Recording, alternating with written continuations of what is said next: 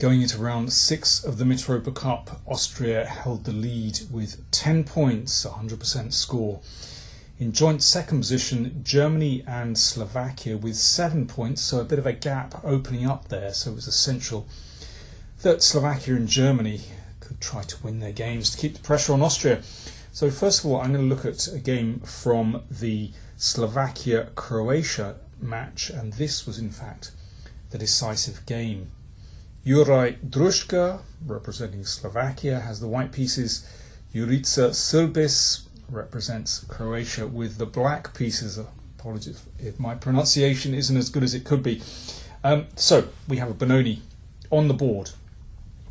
It's typical Benoni pawn structure. White pawn on d5, black pawns on d6, c5. White played the solid fianchetto variation, and well, very often, well, white has a variety of plans, but you can see that at the moment there's no particular pressure on white's centre.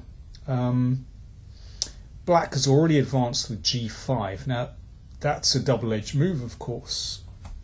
It can be the prelude to a kingside attack, but at the moment, white is super solid. That's one of the great advantages of playing the fianchetto variation. It's a very safe king. Black played knight g4. Well, a few reasons for this move. Sometimes you'd like to move the knight into e5. Sometimes it can free the f-pawn, and of course it opens up the bishop's diagonal as well. So black trying to get things going on the king side. Now white has a choice of strategies. You can play on the queen side. This would be my favoured strategy. And then play the knight into b6. And for the time being at least, keep that pawn on e2 where it covers the f3 and d3 squares. Of course, this is said with hindsight. In the game, white chose e4, a very different strategy. Push the queen back and now played the knight into e3. Of course, this is a very nice square, covers f5. But in playing e4, this leaves f3 and d3 sometimes weakened. Black exploited this by playing g4, typical move, and this covers the knight on e5 and sets up a potential attacking idea with moving a knight into f3. Okay, classic Benoni strategy. But white fights back by putting the knight on e3, looking at f5.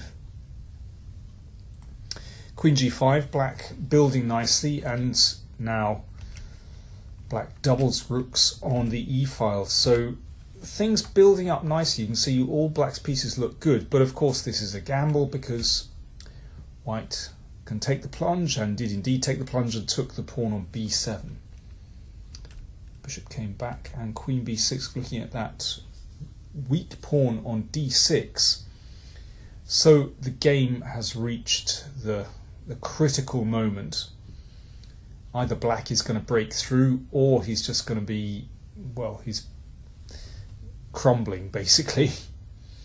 So black went in, knight f3. Of course this has to be taken. Bishops were exchanged and pawn takes bishop. So this pawn on f3 of course will contribute possibly to a mating net. It would be nice to move that queen to g2 at some point, and maybe the back rank, along the back rank, could be vulnerable. White crashed through on d6 and black took on e4. Now this is a remarkable position actually. If you feed this into your computer, you will probably find that white has a winning position. But I can tell you, to prove this is a winning position is incredibly difficult. It is so tricky, and you know, sometimes when I was looking through variations, when it seemed to be that white has a winning advantage, suddenly the whole thing would swing round and black would suddenly be better. It is very difficult to understand. As its first move, the computer actually, or at least the software I'm using, actually recommends c4. Now, what has that got to do with the price T in China? It's a very hard move to understand. I mean, one of the things is it's basically saying that, well, okay, black doesn't have a threat. The idea is that if the queen, well, one of the ideas is if the queen goes to h5, looking to come in here, then simply queen f6, and obviously if queen h3, then the queen can take here.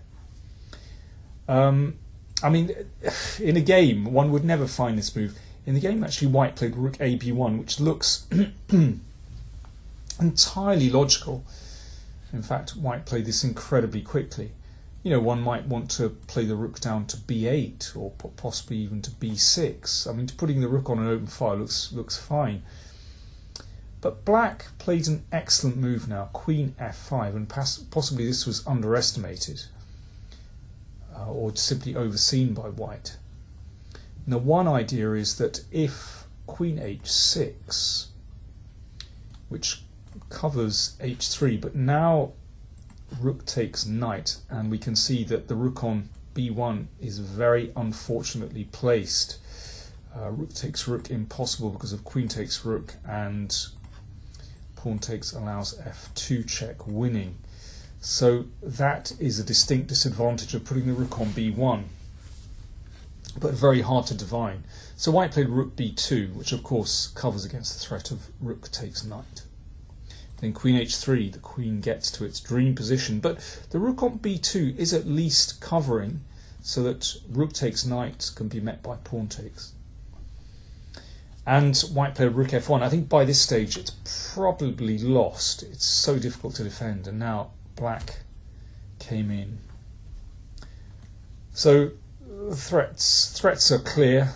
You know, this rook is swinging over to the king side. Rook d1 and rook h5, threatening queen h2. So white played g4. That means the queen covers, but black broke through very easily. Check. Obviously that can't be taken because of queen g2 mate. And the rook comes in, threatening a mate here. Knight f1 defending, but rook h2, and that was the final move of the game. So the Croatian player won, and that meant that was the only decisive game in the match. So Croatia defeated Slovakia. Just to say, that was a fantastic game though. I thought black played very boldly, and it just shows that the Benoni is very hard to control. So let's move over to the Germany-Slovenia match, and well, this game didn't start out as a Benoni. It was actually a Queen's Indian, but it very quickly transposed into a Benoni type position. Once again, pawn on d5, black pawns on d6 and c5, you can see. And also here, black also played g5. The pressure is mounting on white's position. Once again, we see the double rooks on the d file. This bishop looks beautiful on d4. That knight not so good on h5. But black has plans for that knight. Queen g6 is an excellent move, putting more pressure on e4. And here, for example, if f3, then the knight will come back into play. Two ideas. Knight takes d5, and there's a pin on the e file.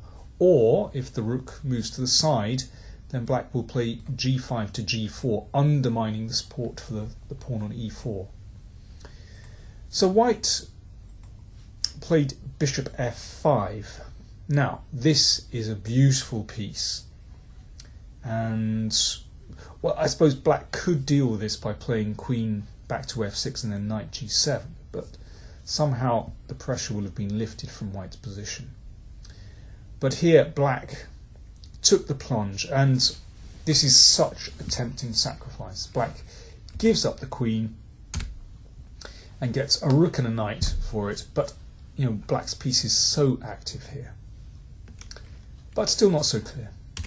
And one thing is that white now threatens bishop e3, cutting off the support for that rook. So just for a moment, black has to go backwards.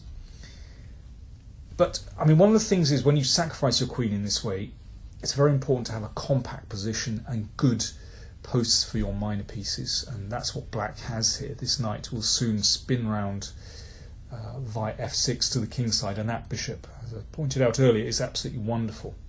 And this rook can't really play a strong part in the game. Well, white went on an adventure with the queen. To some extent, I think this is kind of desperation. There's no other great plan for white here. Knight f6, excellent move. This is so much easier for black to play than white. White's queen continued on its spree, and black moves back with the rook, and now f2 is in big trouble. If, for example, queen b6, then, well, either knight g4 or knight e4, and black will break through on f2, and white's king looking in huge trouble. White played bishop at e3 here, but this doesn't help, because now the second rank is terribly exposed. Well, white at least took that pawn on d6, but, well, there's going to be no defence here. Rook takes b2, with nasty threats coming in, and crucially, black's king is completely safe. That knight covers beautifully. g4 from white. Well, the idea is to open up a defensive line, but I'm afraid it's all in vain. And this is very nice. White tries a counter-attack, but actually that king sits very well on h5. It is beautifully protected there, and is also, well, black is teeing up for rook h2. Black took here. The ending is clearly hopeless.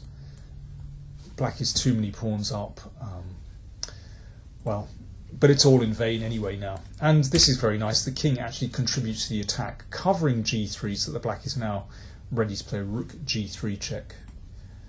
Well, rook g3 check is possible, but actually, well, rook e2 was played with decisive threats, rook g2 and knight e3. So white actually gave up the queen here and pushed the d-pawn, but this is a forlorn hope. King g3 again. King playing a major role in this game, and now the threat, of course, is to play knight f3 and deliver mate either on h2 or f2.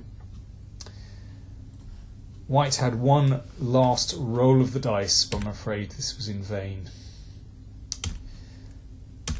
d7, but this can be stopped very easily. Rook d2, and I'm afraid white is a day late and a dollar short.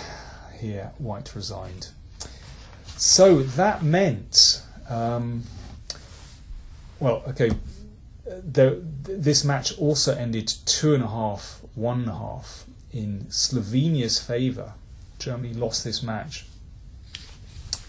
And Austria, after, well, considerable effort, managed to turn their match around. They had a very close match against Switzerland, but Austria won 2.5, 1.5. So after 6 rounds, Austria in the lead, still with 100% on 12 points, and there is now a gap of 5 points to the next two teams, Germany and Slovakia. So with 3 rounds to go, Austria very close to securing victory in the tournament.